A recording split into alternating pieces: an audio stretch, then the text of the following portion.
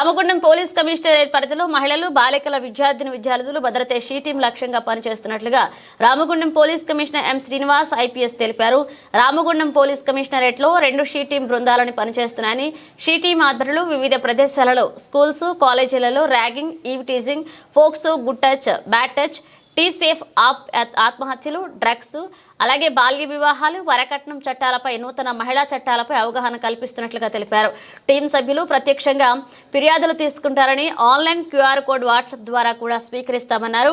మహిళలు అత్యవసర పరిస్థితుల్లో Ramagundam police commissionerate she team number 6303923700కి కాల్ చేసి వాట్సాప్ ద్వారా సందేశం పంపించి లేదా డయల్ 100కు కాల్ చేసి తక్షణ పోలీస్ సహాయం పొందాలన్నారు.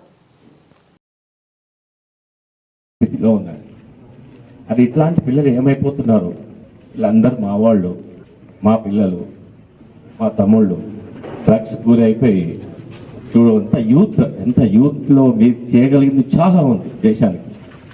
మీరందరూ ఎట్లా నిర్వీర్యం అయిపోతున్నారు.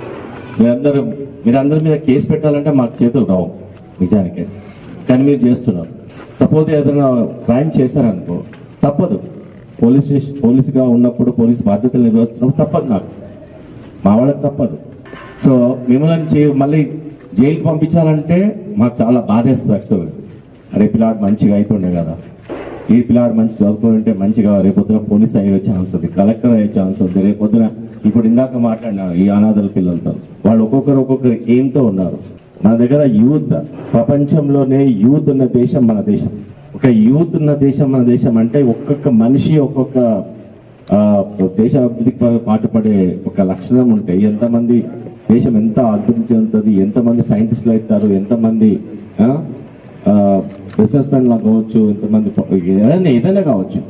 బట్ ఇది ఏంటంటే ఒక్కసారి అలవాటు పడ్డామంటే మనం కాదు, మన ఇంట్లో వాళ్ళని సతాయిస్తాము, ఇంట్లో పక్కన వాళ్ళని సతాయిస్తాము, మీకు చెడ్డ పేరు.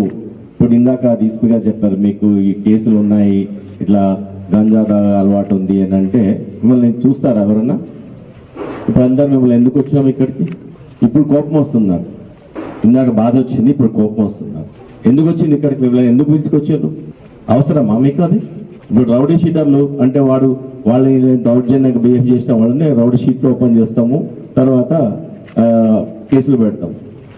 మీరందరూ రౌడీ షీటర్లా? ఏమన్నా ఎవరినైనా హింసించారా? ఎవరైనా కొట్టిందా? ఎవరైనా జాగకు లాక్కున్నారా?